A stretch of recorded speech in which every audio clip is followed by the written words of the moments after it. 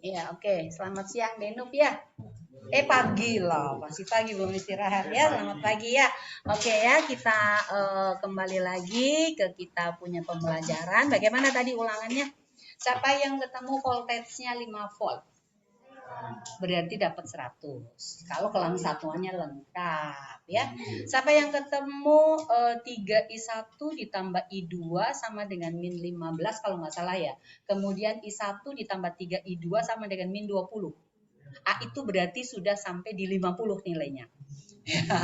Lalu I-nya yang satunya ketemu minus 25 per 8 apa ya? Terus yang keduanya 45 per min 45 per 8 ya. Iya. Ada yang ketemu sampai di situ? Voltage-nya salah berarti udah sampai di 77. Kalau jalurnya benar sudah ada poin lagi di angka 80. Kalau hasil akhirnya salah, Ibu pasti akan kurangi 10 poin. Ada yang tidak tahu ngurangi itu. 35 dikurangin 30 salah kali nggak salah, ketemunya minus atau apa, pokoknya ada yang salah di situ. Itu nilainya pasti ada nilai ya, jadi minimal sudah di atas KKM. Jadi sudah ditahu siapa yang merah, kalian udah bisa tahu sendiri. Oke ya. Ya, nanti bisa remedial. Untuk remedialnya itu hanya ada di hari Selasa sama hari Jumat. Ya, hanya hari Selasa Jumat. Kenapa Senin biasa kita rapat, kemudian hari Rabu dan Kamis Ibu biasa pergi ke rumah sakit dan pulang pasti sudah sampai sore jam 4:30 Ibu baru sampai lagi di sekolah untuk cek log pulang ya. Oke. Ya, kita kembali ke kita punya channel ya. Ya, mana channelnya kita? Di Link Smart Open Meja. Oke, kita masuk di gitu ya, nggak semangat ya. Oke, di kesetaraan ya, kesetaraan energi ya. Energi. Nah, kesetaraan energinya itu kita masuk di energi listrik digabungkan dengan energi kalor ya. Energi listrik itu lambangnya apa? Ki. W ya. Lalu energi kalor lambangnya apa? Ki. Lalu W itu rumusnya apa aja? Ada apa? V per Ki. Ya. Ki sama dengan apa di sini? Ki di sini dengan sini beda loh ya. Ini apa? M kali C kali delta T. Selain V per Q sama dengan apa lagi? Ingat Pak Vicky punya PT Fit I Read. Berarti V-nya juga bisa sama dengan apa? P kali T. Kemudian apa? V I T. Lalu apa? I R I T. Satu lagi V kuadrat per R dikalikan dengan T ya. Ini sama, semuanya sama. Apa? Ya, kesetaraan energi kan? Ya udah nggak apa-apa, kita kasih ingat lagi ya. Kayaknya belum tadi ya. Udah oke ya. Jadi ini MC delta T semua bisa ya. Kalau kita mau cari misalnya kita menggunakan persamaan yang ini, nanti kita akan praktek ini ya. P dikalikan T sama dengan M dikalikan C dikalikan dengan delta T. Nanti kita praktek mungkin hari Jumat berikutnya lagi, minggu depannya lagi ya. Di sini sudah ada yang punya pemanas air, ada ya, udah ya, nanti akan dibawa itu. Jadi nanti hari Selasa kan kita bikin ini ya, bikin ini. Ya, nanti Jumatnya, Jumat depannya mau lagi, jangan Jumat besok. Hah? 2 minggu depan, ya, 2 minggu depan kita mau praktek yang ini ya, 2 minggu atau hari Selasa lah. Selasanya lagi aja. Iya, Selasa 2 minggu depan kan Selasa ini kita bawa itu pemanasnya ya, bawa pemanasnya nanti kita naik di lab ya. Kalau enggak kita ambil termometer di atas, kita bisa buat di sini, nggak ada masalah kan. Hanya perlu bawa 1 gelas aqua, satu kelompok satu, kemudian apa namanya tekonya ya, teko listriknya, kemudian nanti ambil termometer 1 dengan stopwatch. Stopwatchnya kalau ada yang pakai jam bisa pakai jam, kalau enggak stopwatchnya kita pinjam HP, lalu kita pakai HP aja supaya lebih akurat gitu loh ya. Pakai HP aja. Oke, yang ini ya. Nanti jadi ini untuk praktek. Jadi nanti yang akan kita cari adalah massa atau kalor jenisnya ya. Karena masanya tidak ditahu, berarti kita bisa tahu masanya. Kalor jenis air kan tahu sama dengan 1 joule per gram derajat Celcius atau 4.200 joule per kilogram derajat Celcius ya, pakai itu. Delta T-nya kan bisa dicari. Jadi kalau misalnya yang dicari adalah C-nya, berarti nanti sama dengan P dikalikan T dibagi apa? M dikalikan dengan delta T ya. Kalau yang M dicari, berarti nanti sama dengan apa? P kali T dibagi dengan C dikalikan dengan delta T. Kita mau cari M-nya saja ya. Mau cari M, jadi nanti setelah ini, berarti kalian bikin tabel. Kan ada berapa kelompok? 5 kelompok. 5 kelompok atau 7?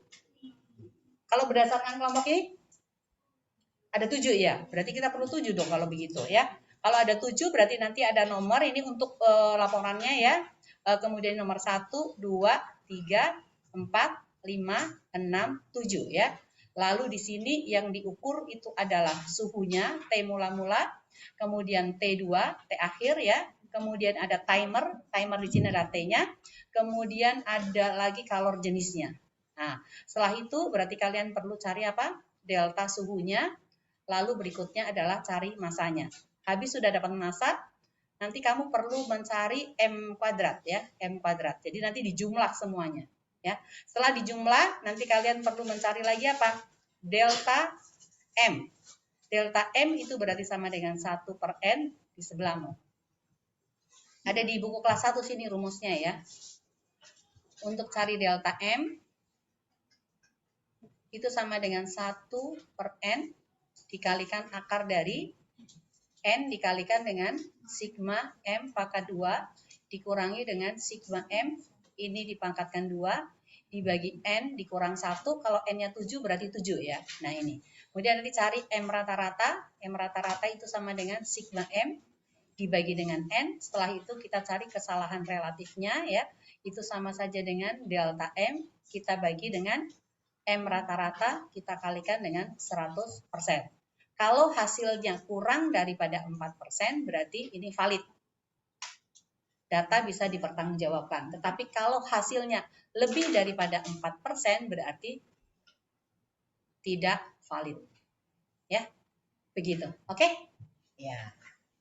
Seperti itu saja. Oke, sekarang kita masuk di materi berikutnya yaitu tentang listrik statis ya. Listrik statis. Ya, tentang listrik statis. Nah, sekarang di listrik statis, apa bedanya antara statis dengan dinamik? Atau dengan dinamis? Statis kenapa? Bukan, arti kata statis dengan dinamik itu bedanya apa? Karena statis dengan dinamik itu bertolak belakang.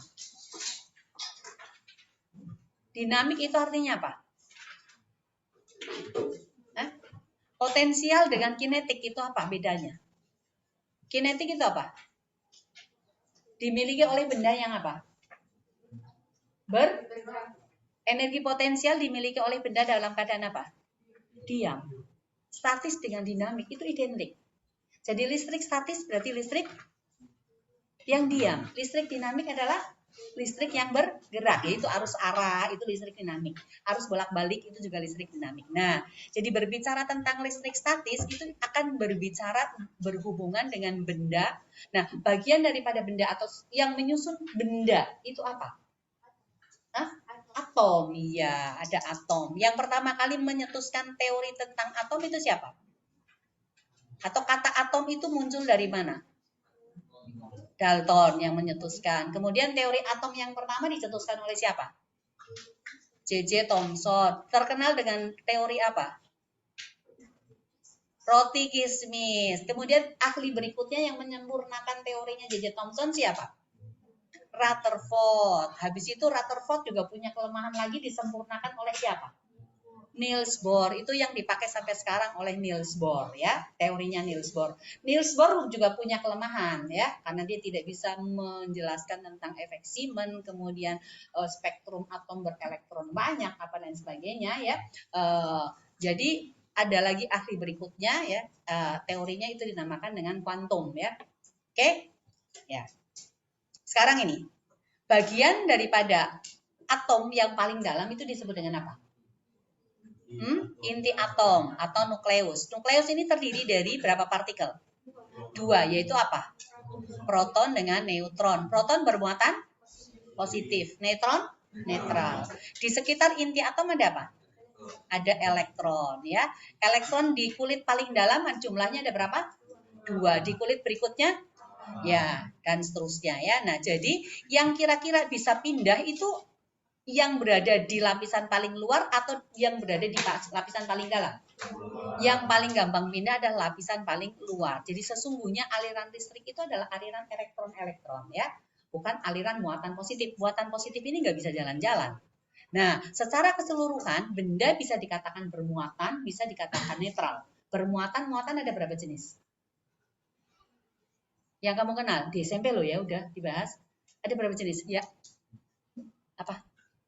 Loh, ibu kan udah bilang kalau mau ke toilet udah di toilet aja nggak apa-apa ya, nggak usah bilang-bilang supaya tidak mengganggu di sini gitu loh ya. Ya, saya kira mau menjawab pertanyaan ya. Kalau mau ke toilet aja nggak apa-apa ya.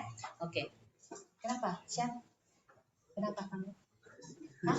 Muatan listrik? Kenapa? Ya, ada berapa jenis tadi? Ada dua, yaitu muatan positif dan muatan negatif. Dan kapan benda dikatakan bermuatan positif? Kapan benda dikatakan bermuatan negatif? Kapan benda dikatakan netral? Yang menentukan benda itu bermuatan atau tidak, itu kita melihat apanya? Hah? Jumlah elektron dan jumlah protonnya. Neutronnya nggak perlu dilihat. Kenapa? Neutron kan nggak ngaruh gitu loh ya. Tidak menyebabkan benda bermuatan positif atau negatif. Kenapa? Karena dia netral gitu.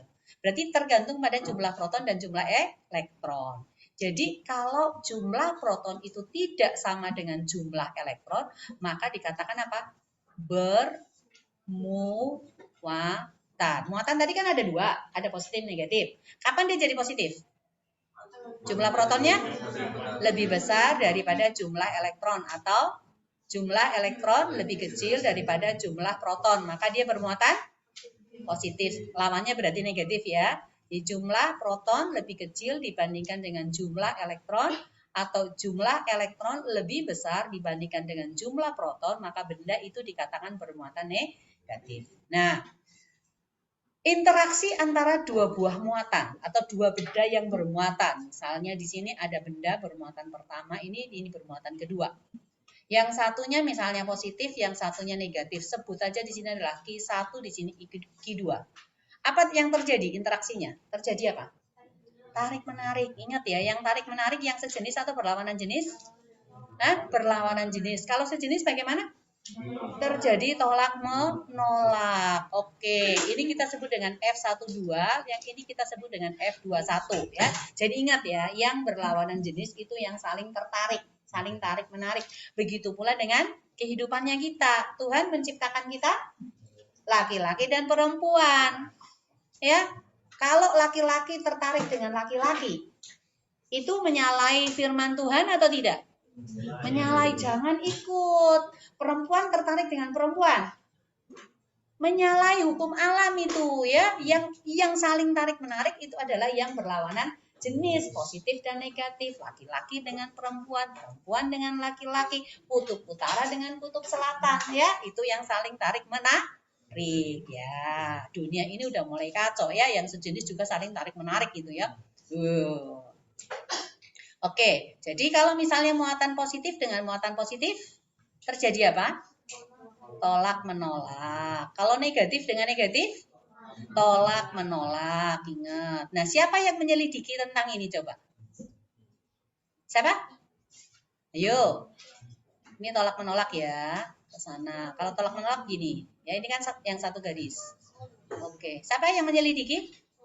Kolom. Kolom menggunakan sebuah alat yang namanya apa? Apa yuk? Ada yang ingat? Neraca puntir. Oke. Jarak pisah antara keduanya ini adalah R ya. Jadi ini sama.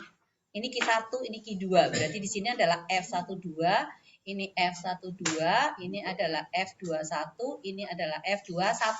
Apa artinya F12? Gaya pada muatan 1 akibat muatan 2. F21, gaya pada muatan 2 akibat dari muatan pertama. Nah, kolom merumuskan apa coba? F12 sama dengan F21 sama dengan apa? Ada yang ingat? K kali Q1, Q2 dibagi dengan R pangkat 2. Ya.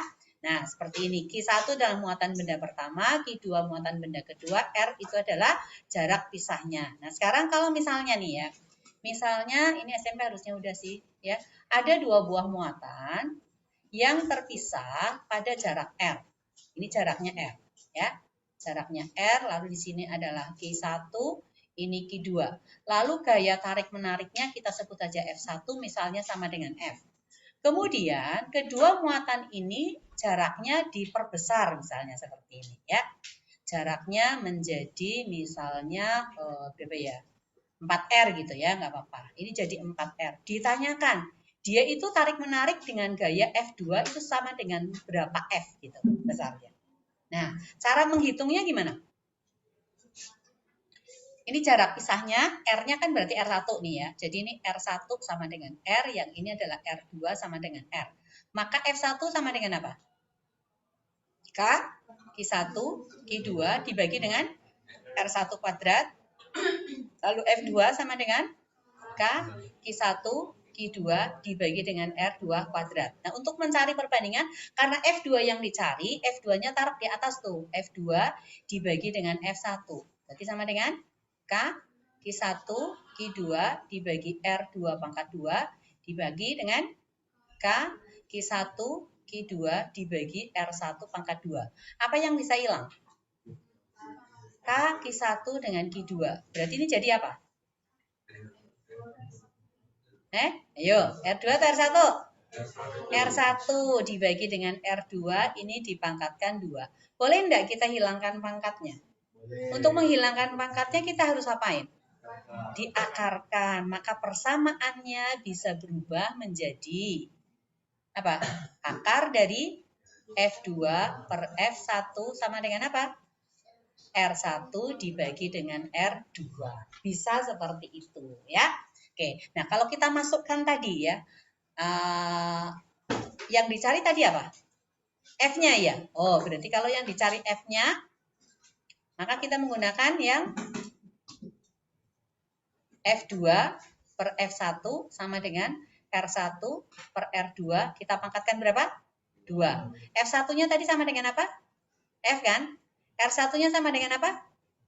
R. Lalu R2-nya sama dengan apa? 4R ya, dipangkatkan 2. Apa yang bisa dicoret? R-nya bisa dicoret. Oke, R-nya bisa dicoret. 1 per 4 pangkat 2?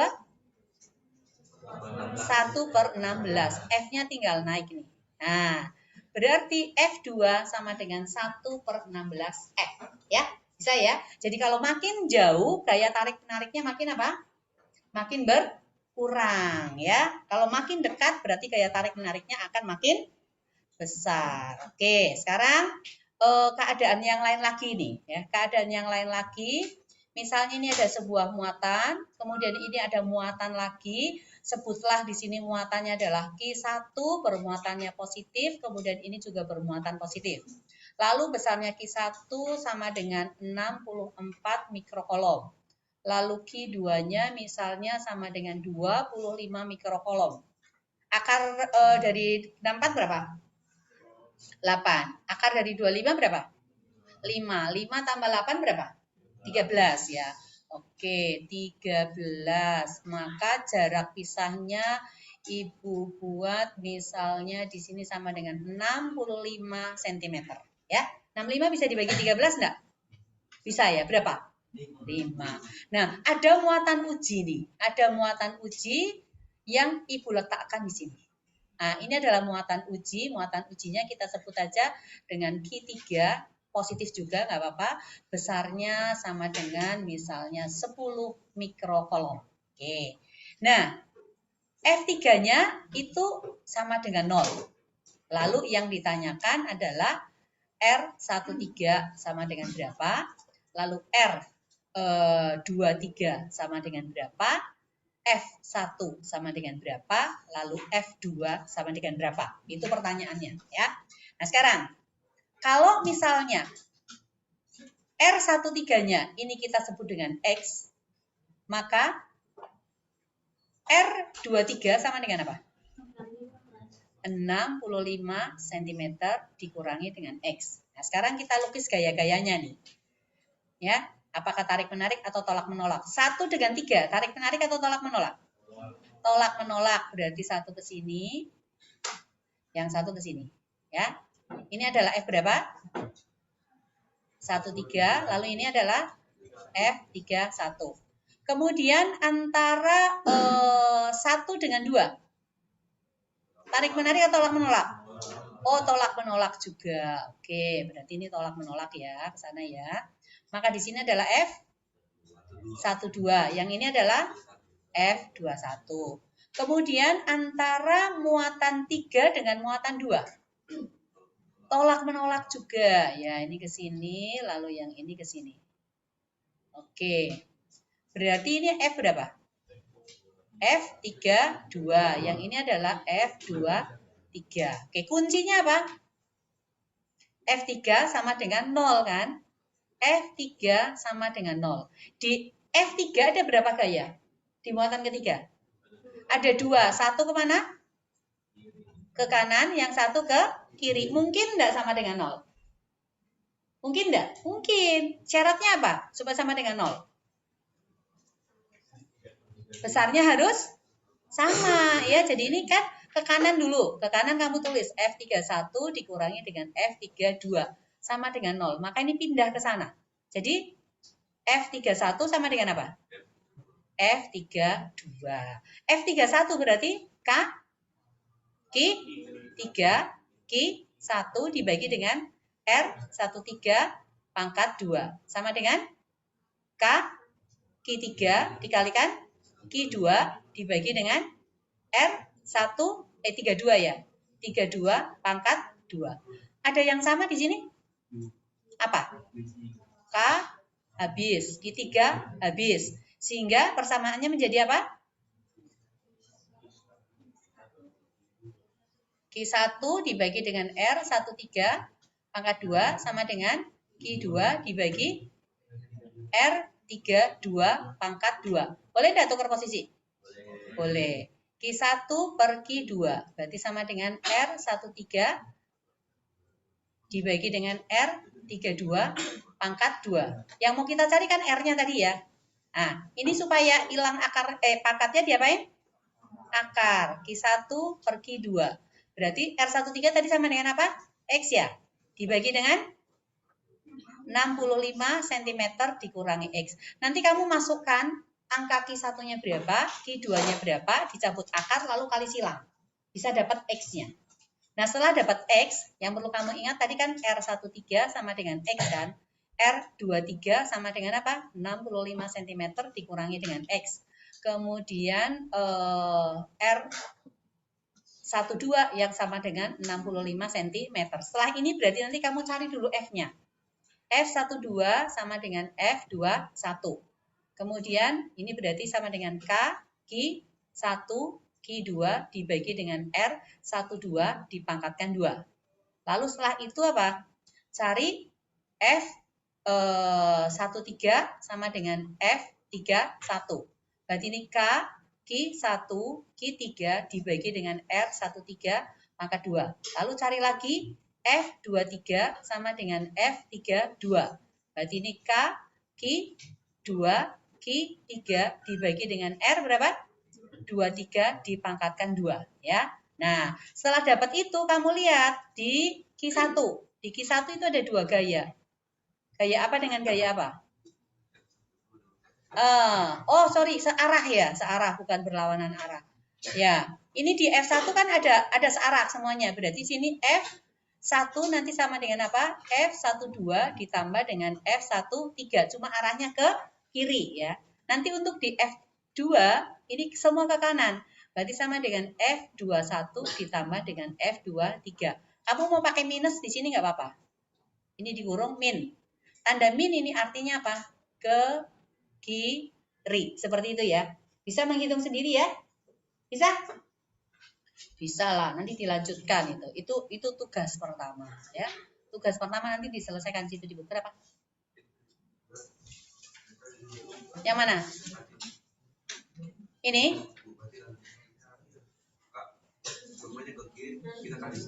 Ya, enggak pun enggak ada masalah. Itu hanya untuk menunjukkan ke kiri aja. Yang jelas kalau searah di jumlah, kalau berlawanan arah dikurang.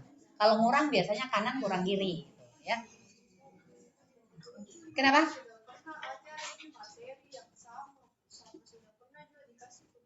Yang ini sudah? Oh, berarti udah lewat. Oh, berarti cepat. Oke, nggak apa-apa ya. Ibu jadi ulang kembali ini. Oke, sorry ya. Nah, oke, yang berikutnya lagi nih ya. Yang berikutnya lagi. Kalau misalnya ini, yang segitiga udah berarti? Belum ya? Yang segitiga dulu kalau gitu. Nggak apa-apa kita ulang. Loh, kalau belum. Berarti cepat sekali kamu ya? Oke, Oke. Yang segi 4 ya. Sekarang yang segi 4. Ya, oke. Di sini ada muatan. Ya, nah. Ini ada muatan. Oh, sorry. Bentar. Ya, ini ada muatan. Di sini ada muatan. Lalu di sini ada muatan. Ya. Kemudian di tengah ada muatan lagi. Di diagonalnya. Seperti ini. Bentar. Ya, di sini ada muatan lagi di tengah.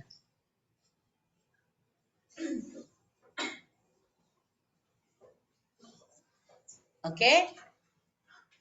Sekarang ini kita kasih nama Q1, Q2, Q3, Q4. Ini adalah Q5 ya. Q1, Q2, Q4, Q5. Besarnya Q1, Q2, Q4, Q5. Misalnya di sini sama dengan 2 mikrokolom. Ini sama dengan 4 mikrokolom, lalu di sini sama dengan 2 mikrokolom, ini sama dengan 4 mikrokolom, lalu di sini sama dengan 5 mikrokolom. Lalu jaraknya di sini sama dengan 4 akar 2 cm. Di sini juga 4 akar 2 cm ya, persegi ini ceritanya. Ya, kalian diminta menentukan F1 sama dengan berapa, F2 sama dengan berapa, F3 sama dengan berapa, F4 sama dengan berapa, F5 sama dengan berapa. Tapi menghitungnya tetap dalam K aja nggak apa-apa. Pakai K aja nggak apa-apa. Tapi kalau mau dimasukkan nilai K-nya juga boleh ya. Cari. Nah sekarang yang ini adalah positif. Tunggu, positifnya pakai merah aja ya. Di sini adalah positif.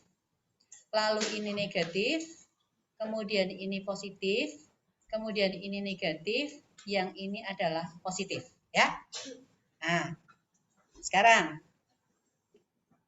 antara 1 dengan 2, tolak menolak, tarik menarik. Ibu gambarkan satu aja ya, yang sini ya. Tolak menolak atau tarik menarik? Tarik menarik. Oke, berarti ini ditulis jadi F1, 2. Kemudian antara 1 dengan 3, tarik menarik atau tolak menolak? Tolak menolak. Berarti ke sini. Ya, satu garis lurus. Maka di sini adalah F1, 3. Antara 1 dengan 4. Tarik menarik. Oke, berarti ini ya, ini. Jadi ini adalah F1, 4. Antara 5 dengan 1. Tolak menolak ke sini. Berarti di sini adalah F1, 5. Nah, ini karena persegi, berarti kan sudutnya 45 derajat ya. Ini ada 2 buah vektor F yang membentuk sudut terhadap sumbu X dan sumbu Y. Cara menyelesaikannya itu seperti apa? Cara menyelesaikannya itu ini. Jadi yang di sini adalah F1, 2. Kemudian di sini adalah F1, 4. Lalu yang ke sini ini ada 2 ya. Ini adalah F1, 5.